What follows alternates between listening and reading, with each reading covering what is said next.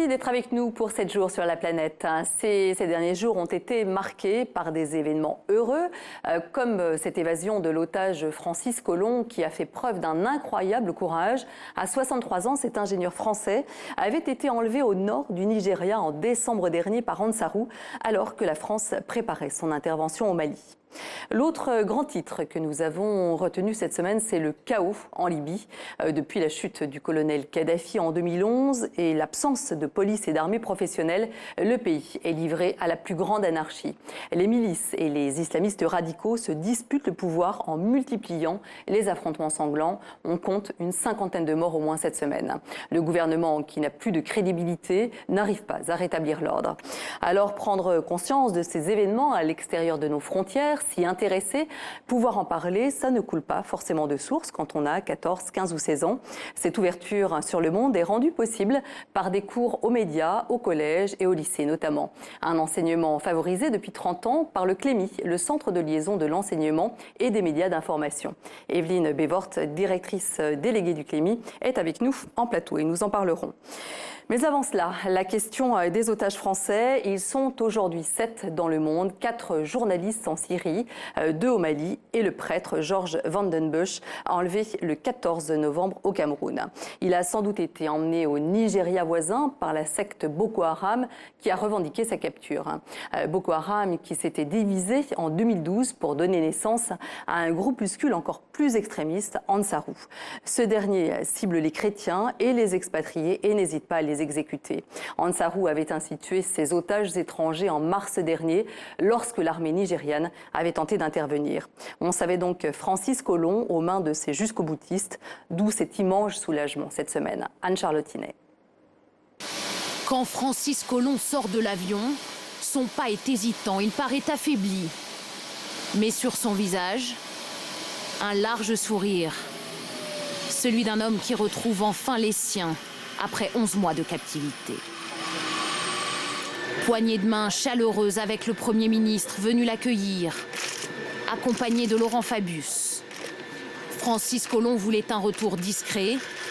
Il ne fera aucune déclaration à la presse, pas même pour relater ses 11 mois de détention ou raconter son incroyable évasion. Il a confié son récit à ses proches, qui n'en reviennent toujours pas. Bon, il était dans une cellule, il a assez mal mangé, ça c'est sûr. Il a perdu 38 kilos. Il s'est astreint à de l'exercice quotidien de marche autour de la cellule de façon à s'entraîner et à pouvoir éventuellement courir pour s'échapper. Il s'est trouvé que depuis quelque temps, il n'avait plus qu'un seul gardien. Donc, il a saisi en fait l'opportunité. Il avait précédemment regardé un petit peu le mode de fermeture et s'est rendu compte que les verrous étaient en très mauvais état. Donc, il avait conservé de l'huile de palme de façon à huiler les mécanismes et à les affaiblir à la fois. C'est comme ça qu'il a réussi non seulement à s'évader, mais ensuite à enfermer son geôlier dans sa cellule. Émotion aussi à la réunion, son épouse lui parlait pour la première fois. J'ai eu énormément de mal à savoir. J'ai perdu 40 kilos. J'ai vu ça, mais j'ai vu t'étais souriant. Francis, ça m'a fait vraiment plaisir. Tu m'as fait pleurer, Francis. Les Huawei sont là, ils t'attendent, Francis. Les enfants sont là, ils t'attendent comme moi, on t'attend. Sa femme devrait le rejoindre à Paris. En attendant, Francis Collomb a passé la matinée à l'hôpital du Val-de-Grâce pour y subir des examens complémentaires. La situation très chaotique en Libye. Maintenant, le Parlement a dissous la principale milice dans la capitale après les affrontements entre groupes armés rivaux qui ont fait près de 50 morts à l'est de Tripoli en fin de semaine dernière. L'Union européenne tire la sonnette d'alarme face à cette dégradation importante, tant sur le plan politique que sécuritaire. Les États-Unis ont annoncé pour leur part qu'ils allaient former 5 à 8 000 soldats libyens pour aider Tripoli à mettre en place une armée professionnelle. Pascal Vesset. Les véhicules de l'armée libyenne prennent position dans les rues de la capitale. Un déploiement exceptionnel. Leur mission, sécuriser la zone où groupes armés de Tripoli et milices de Misrata continuent de s'affronter. Tensions qui persistent aussi à l'est de la capitale. Le gouverneur militaire de Benghazi a échappé à une tentative d'assassinat. Nous étions en train d'accompagner le cortège du colonel Abdallah al-Saïti. Nous étions en route pour le tribunal militaire quand une voiture nous a foncé dessus et attaqué le colonel et ses gardes. Le conducteur a quitté le véhicule juste avant l'explosion. L'explosion a fait un mort et un blessé grave parmi la garde rapprochée du gouverneur de Benghazi. Malgré l'appel du Premier ministre libyen, la situation se dégrade. Ali Zedane a pourtant exigé le départ de la capitale de ses milices. Depuis la chute de Kadhafi, le pays est régulièrement le théâtre d'assassinats et d'enlèvements. En tout, plus d'une centaine d'officiers de l'armée et de la police ainsi que des juges ont été pris pour cible. Le numéro 2 des services du renseignement libyen a été enlevé près de l'aéroport de Tripoli avant d'être relâché. Depuis plusieurs jours, le pays connaît une recrudescence des violences qui ont fait plus d'une quarantaine de morts et des centaines de blessés. Visite délicate pour François Hollande en Israël. Cette semaine, le président français devait à la fois restaurer l'image ternie par ses prédécesseurs socialistes dans la région et aussi faire montre de fermeté quant au développement des colonisations. Le chef de l'État aura réussi à maintenir pendant 3 jours une ligne équilibrée, plaidant à la fois pour l'arrêt des colonies et pour un partage de Jérusalem comme capitale des 2 États. Il a voulu que chacune des parties se sente reconnue. Christian Eboulé et François Xavier. Tapis rouge pour François Hollande à sa descente d'avion en Israël. Un président affaibli chez lui, mais reçu ici avec tous les honneurs. François Hollande est venu pour assurer l'État hébreu de son soutien total contre la prolifération nucléaire en Iran. Un président français attendu de pied ferme donc par les autorités israéliennes. Accolade chaleureuse, historique, avec Benjamin Netanyahou surtout. Le Premier ministre conservateur, pas toujours proche pourtant de son désormais nouvel ami. Monsieur le Président, bienvenue en Israël. Vous êtes un vrai ami d'Israël. Échange de bons sentiments, François Hollande répond aussitôt en hébreu. Tamid Esher Raver Shel Israël. Je suis votre ami et je le serai toujours. Merci. Le président français s'est ensuite rendu à Ramallah, en territoire palestinien. Au programme, une rencontre avec Mahmoud Abbas, le président de l'autorité palestinienne, pour discuter du processus de paix dans la région. Une visite sous haute surveillance, sans bain de foule, alors que la diplomatie française socialiste a perdu de son prestige ici. En février 2000, Lionel Jospin, l'ancien Premier ministre, y avait essuyé des jets de pierre de la part d'étudiants palestiniens en colère contre l'attitude jugée trop conciliante de la France à l'égard d'Israël. Difficile donc pour François Hollande, invité à devenir l'ami de tout le monde. Au plus bas dans les sondages en France, il espère peut-être au passage rebondir sur la scène internationale. Revenons maintenant sur la présidentielle. Au Chili, l'ex-présidente socialiste Michelle Bachelet est arrivée largement en tête du premier tour dimanche avec près de 47% des voix. Mais elle devra affronter sa rivale de droite, Evelyne Matei, au second tour le 15 décembre prochain. Tout oppose ces 2 femmes, dont le père de l'une fut le tortionnaire de l'autre après le coup d'État d'Augusto Pinochet. Quant à leur programme, si Evelyne Matei n'envisage pas de changement en profondeur, Michelle Bachelet prévoit quant à elle de légaliser l'avortement, ce qui serait une petite révolution dans le pays. Pierre Morel. Au Chili, certains secrets sont très lourds à porter. Depuis 3 ans, Maria vit dans la peur. Elle a commis un crime dans son pays, celui d'avorter. Pendant 2 ans encore, jusqu'à la prescription de son crime, Maria risque la prison. L'intervention qu'elle a subie a été clandestine, dangereuse. Elle l'a conduite droit aux urgences. Mon docteur, mon gynécologue m'a dit qu'il avait parlé avec le médecin qui m'avait reçu. Il lui a dit qu'il comptait me dénoncer. Au tout début, j'ai eu peur, très peur. Je me suis sentie en danger.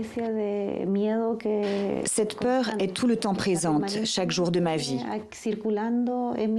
Mon avortement a eu lieu en 2011 et encore aujourd'hui, je peux être poursuivie par la justice. Chaque année, comme elle, dans la clandestinité, 120 000 femmes se font avorter au Chili, souvent à domicile, avec des médicaments vendus sur le marché noir. Cette gynécologue est l'une des rares à défendre le droit à l'avortement. Elle reçoit chaque jour des patientes qui voudraient interrompre leur grossesse, très souvent pour des cas de malformation. Obliger une femme à mener à terme une grossesse lorsque l'enfant présente une malformation et qu'il va mourir quelques heures après l'accouchement, c'est une torture. Regardez, on peut détecter des problèmes cérébraux lors du premier contrôle, dès les premières secondes.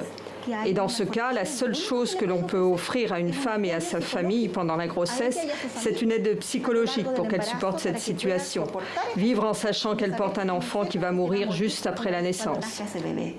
Légaliser l'avortement thérapeutique, Michelle Bachelet, candidate socialiste à la présidentielle de dimanche, en a fait l'une de ses promesses de campagne. Au Chili, 7 personnes sur 10 restent opposées à un avortement libre. Tout autre chose maintenant, décrypter la presse, écouter des émissions de radio, s'informer de façon objective n'est pas toujours une évidence lorsque l'on est jeune et peu rompu aux pratiques journalistiques. Le CLEMI, le Centre de liaison pour l'enseignement aux médias, propose d'aider les professeurs à se former à cette discipline. En France, on compte une 60aine d'établissements qui possèdent une classe média, dont le lycée Montaigne à Paris. Une vraie chance pour ces lycéens qui affinent ainsi leur esprit critique. C'est un reportage de Karine Henry et Martin Van Den Bosch. Un salut qu'on n'a pas l'habitude de voir dans une rédaction. Celle-ci est très jeune, moyenne d'âge 15 ans. Comme chaque semaine au lycée Montaigne, c'est l'heure de la conférence de presse. Le thème suivant, c'est comment les médias ont-ils traité, on va dire, la sinistrose ou le mal-être des Français, donc la semaine dernière. C'est parti pour 1h30 de travaux médiatiques. À chacun sa spécialité, presse écrite, radio, télé, internet. Ces élèves de seconde vont éplucher, écouter, regarder, cliquer et bien sûr réagir. Là, on est au taquet, on est en train de chercher des articles qui montrent un peu la sinistrose. Les titres sont très vifs. Par exemple, le climat est très tendu, c'est explosif partout. Dans le flot ininterrompu des informations, pas simple de s'y retrouver et de se faire sa propre idée. C'est assez dur de trouver des informations qui se démarquent des autres, puisqu'en général, on trouve toujours les mêmes informations sur le même quotidien. Par exemple, là, c'est l'équipe de France c'est partout. Ils mettent les mêmes informations au même moment, ils copient les uns sur les autres. Ce sont des choix de rédaction, mais à côté, il y a des choses qui sont laissées parce qu'ils estiment être moins porteurs. Ici, ils ont 6 mois pour s'éduquer au langage des médias. On ne peut pas être devant ces médias qui diffusent l'information et rester finalement naïf. Il faut exercer notre rôle de citoyen. Notre regard de citoyen, c'est d'avoir ce côté critique. Quand on écoute par exemple ce que peut nous dire TF1, on va retenir ce que nous a dit TF1. Et grâce à ces classes, on est obligé d'écouter ce que dit TF1, ce que dit France 2, ce que dit iTélé. Et du coup, après, c'est nous qui choisissons avec qui on est d'accord. Ingrid, Yanis, Charlotte et les autres tiennent un blog sur le site du quotidien Le Monde. Ils y expriment leur point de vue. Evelyne Bévorde, bonjour. Bonjour. Alors, vous êtes directrice déléguée du CLEMI, donc il s'agit du Centre de liaison de l'enseignement aux médias d'information. Il s'agit donc d'enseigner les médias dans le cadre scolaire. Alors, pourquoi est-ce que ça peut être aussi déterminant pour des jeunes de s'initier à la lecture, de la presse, à l'écoute de la radio? Qu'est-ce que ça peut changer dans leur vie? Alors, l'objectif, évidemment, de cet enseignement, c'est de partir du fait que les jeunes ont des pratiques médiatiques très développées, de fait, dont ils n'ont pas toujours conscience, et puis de les aider à en faire quelque chose d'extrêmement positif et enrichissant pour leur vie personnelle, sociale, et donc essayer de leur donner un certain nombre de clés pour être capable justement de percevoir les différences de traitement de l'information d'un média à l'autre, d'un support à l'autre, et puis de faire leur choix. C'est ce que dit très bien l'élève, la jeune élève qui est interviewée, c'est que effectivement l'idée c'est pas de porter un jugement de valeur, mais c'est de donner aux élèves un certain nombre de clés pour qu'ils sachent avec quels médias ils ont envie de continuer à s'informer, de rechercher un certain nombre d'informations particulières, voilà. Donc on peut considérer que ça contribue d'une certaine façon à leur construction intellectuelle autant que les cours classiques. Ah, complètement. C'est de toute façon, l'idée c'est que cette éducation média est à la fois un soutien pour les autres disciplines plus classiques et en même temps s'y abreuve parce que on voit bien les liens avec l'enseignement de lettres, d'histoire-géographie, d'art plastique, y compris de sciences évidemment, puisqu'aujourd'hui l'information scientifique occupe une part très importante. Et donc il y a un lien très fort, mais c'est aussi un lien, nous on a un plaisir à dire que c'est aussi une formation citoyenne. C'est-à-dire qu'à travers cette réflexion sur l'information et ce qu'apporte l'information au débat public, ça leur permet aussi d'avoir des repères par rapport aux choix qu'ils auront à exercer en tant que déjà citoyens, mais aussi futurs citoyens, bien sûr. Est-ce que ça peut pallier aussi les lacunes dans le milieu familial, par exemple, qui n'ouvrent pas toujours à l'ouverture sur le monde, hein? Alors bien sûr, ça peut en effet pallier certaines lacunes dans le milieu familial, surtout ça peut les ouvrir à autre chose. C'est l'idée, c'est pas de dire vous n'avez pas ce qu'il vous faut dans votre milieu familial, mais c'est de dire vous avez un certain nombre de choses qui vous viennent de votre famille, mais complétez-le avec d'autres apports d'informations, d'autres médias, d'autres regards aussi sur des médias étrangers. On aime beaucoup l'idée de leur faire comprendre que l'information est quelque chose aussi très culturel. Alors, c'est d'autant plus vrai avec Internet aujourd'hui. Quel est qu'est-ce qu'ils regardent en premier lieu? Est-ce que c'est par exemple Internet? Est-ce que la presse papier a encore la cote chez des élèves de 3e, seconde, première? Ça, c'est très variable. Ce qu'on sait, c'est qu'effectivement, lorsque des jeunes cherchent une information, le premier réflexe, c'est souvent via Internet ou via les réseaux. Parce que leurs amis les alertent sur certaines informations et du coup, il y a un chaînage qui se fait. Cela étant, on constate que la télévision conserve toujours une place qui bouge très peu, contrairement à ce qu'on aurait pu imaginer, parce qu'effectivement, le support numérique renforce certaines fréquentations de la télévision, c'est évident, hein, voilà. Mais par rapport à la presse écrite, c'est à la fois ambigu, c'est-à-dire qu'à la fois, ils vont pas avoir le réflexe d'acheter un quotidien, c'est une certitude. En revanche, ils vont lire ce qu'il y a à la maison ou dans d'autres lieux, mais en même temps, il y a un effet de marque de la part de la presse écrite, c'est-à-dire qu'il y a encore une forme de respect attaché au traitement de l'information par la presse écrite quotidienne.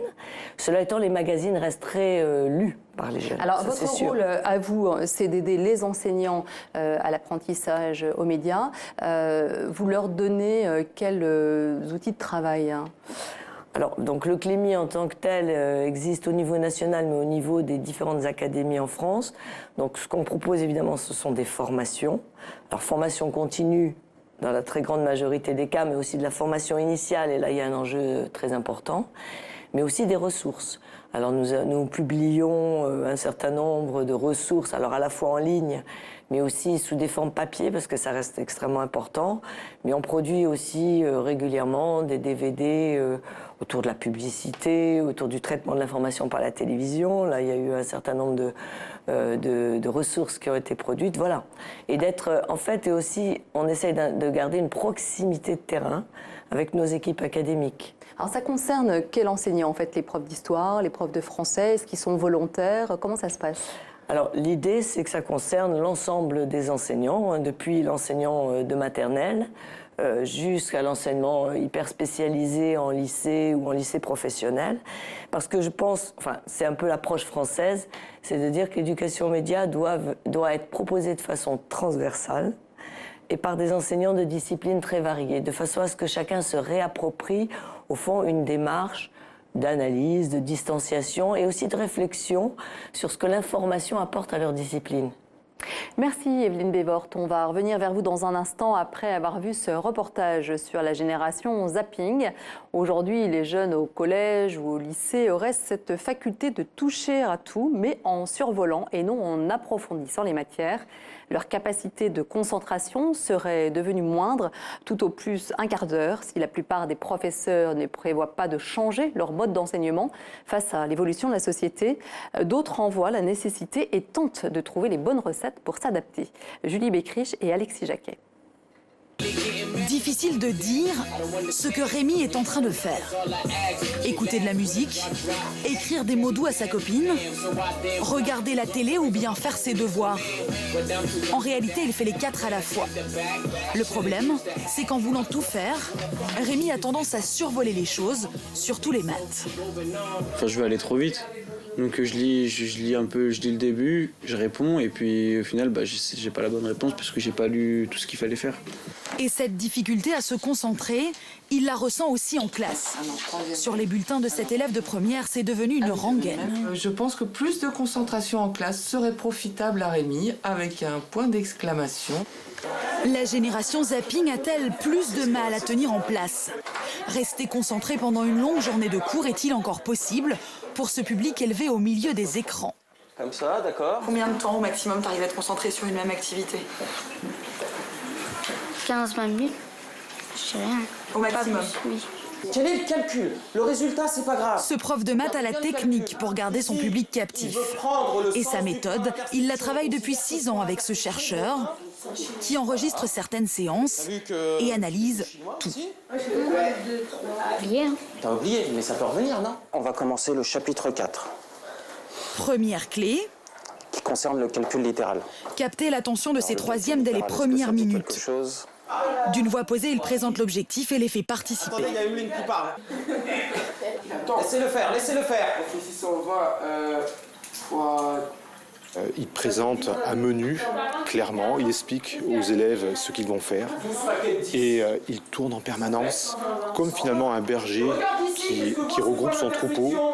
Il passe son temps à être là, à intervenir, il ne lâche pas prise et les élèves sont là.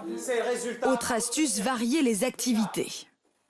On y va, cahier d'exercice. Une petite dizaine de questions de calcul mental. Des activités de 10 minutes maximum pour rythmer la séance. Et changer d'activité, ça se travaille. Comment entrer dans l'activité de la meilleure manière possible? Et là, tu changes d'attitude. Changement de ton, c'est une consigne que je donne. Donc elle doit être respectée. Je ne sais jamais combien de temps l'activité va durer. Ça veut dire quoi? Qu'il faut en permanence s'adapter à ce qui est en train de se passer? En permanence. En permanence. S'adapter. S'adapter pour qu'il soit toujours dans l'activité.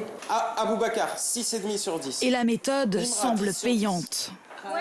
Darnel, 8,5 sur 10. Dimitri, 9,5 sur 10. Preuve qu'en s'adaptant aux jeunes de la génération zapping, on prépare leur réussite. Alors Evelyne Bévort, une réaction? Est-ce qu'il faut effectivement s'adapter aux jeunes de la génération zapping? Alors je pense qu'il faut de toute façon toujours s'adapter à ses élèves. La plupart des enseignants partent de ce que sont les élèves pour les conduire ailleurs, ça c'est le principe. Et s'ils ne font pas une analyse de ce que sont les élèves avec lesquels ils travaillent au quotidien, c'est un peu dommage parce que, en effet, il faut partir de leur sensibilité, de leurs intérêts, de leurs capacités pour leur proposer, enfin, d'une part pour s'y adapter, d'autre part pour leur proposer aussi autre chose, bien sûr. Alors pour terminer, Evelyne Bévort, vous organisez des événements ponctuels dans le cadre de l'enseignement aux médias. Quels sont-ils?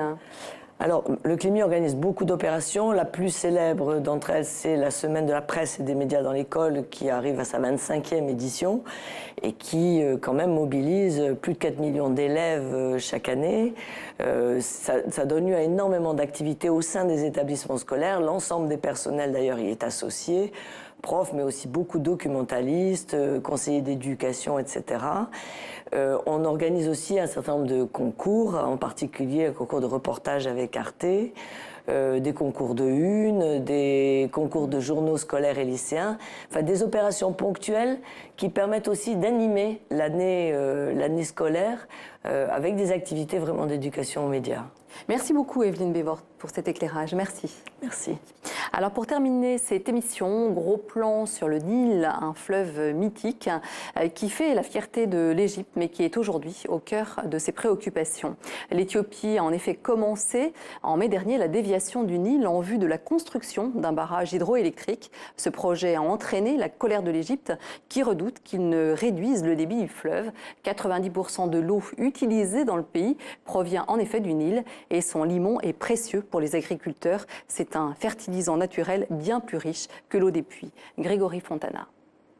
Une fois sorti de terre, il sera le barrage le plus puissant d'Afrique. 145 mètres de hauteur, 1800 mètres de long.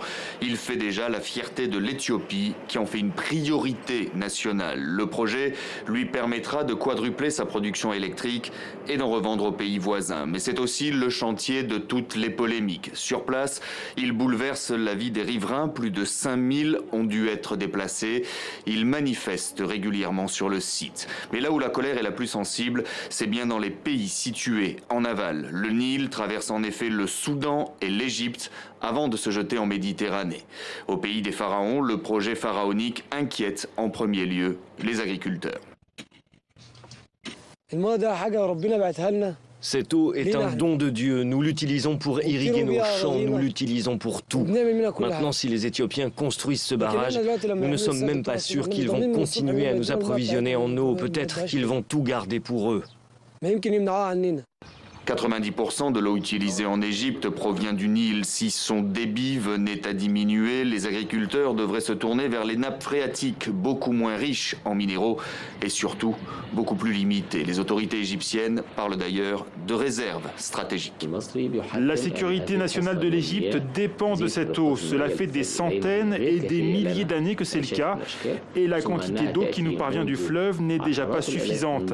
Notre civilisation a été construite sur ce fleuve. Nous ne lâcherons pas un seul mètre cube d'eau. Là, on franchit la ligne rouge. On veut bien négocier sur beaucoup d'autres sujets, mais pas sur ça.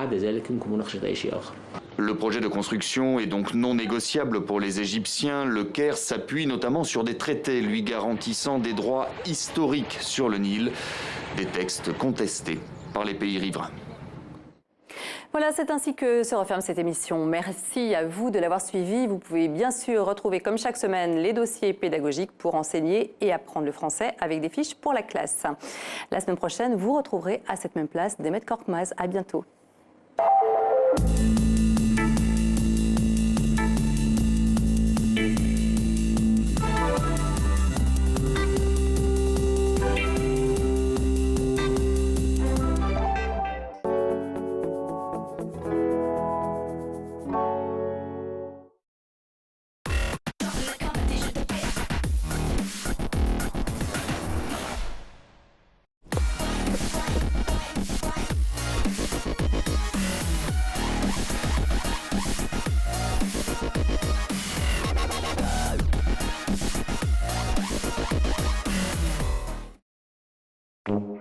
Hé Mémé, vite, on va être en retard. Oui, mais je suis complètement bouché, impossible de respirer.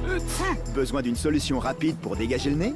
Essayez Prorinel Extra Eucalyptus. Prorinel Extra Eucalyptus dégage le nez en moins de 3 minutes et laisse une sensation de fraîcheur.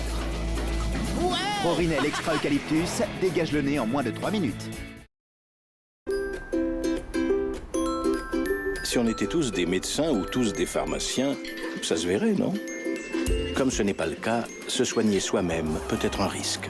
Voilà pourquoi Biogarant a créé Biogarant Conseil pour plus de sécurité, une marque de médicaments génériques sans ordonnance adaptée à l'automédication. Ces conditionnements ont été spécialement conçus pour que les informations essentielles à la sécurité de votre traitement apparaissent plus clairement. Biogarant, votre santé nous est précieuse. À quoi ça sert d'économiser pour ma retraite si c'est pour me priver aujourd'hui? Mettre de côté pour ma retraite, je veux bien, mais mes loisirs, je les mets de côté aussi. Chez BNP Paribas, à partir de 50 € par mois, commencez à préparer votre retraite. Rendez-vous dans votre agence et aux ateliers Parlons Vrai Retraite les 29 et 30 novembre. BNP Paribas, la banque et l'assurance d'un monde qui change.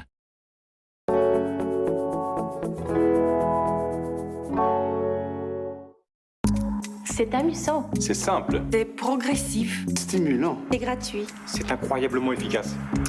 TV5 Monde, la chaîne qui donne envie d'apprendre le français. Apprendre et enseigner sur tv5monde.com. C'est interactif. Mesdames et messieurs, j'entame mon règne avec la volonté de me mettre... Ne soyons pas naïfs, rien n'est gratuit. C'est la crise pour tout le monde. Un chiffre d'affaires d'1 milliard. Il y a une urgence économique. 1400 emplois supprimés. Et maintenant, dans les 60 plus grosses sociétés, le traitement miracle n'existe pas. C'est potentiellement cancérigène. Il y a des centaines de produits chimiques.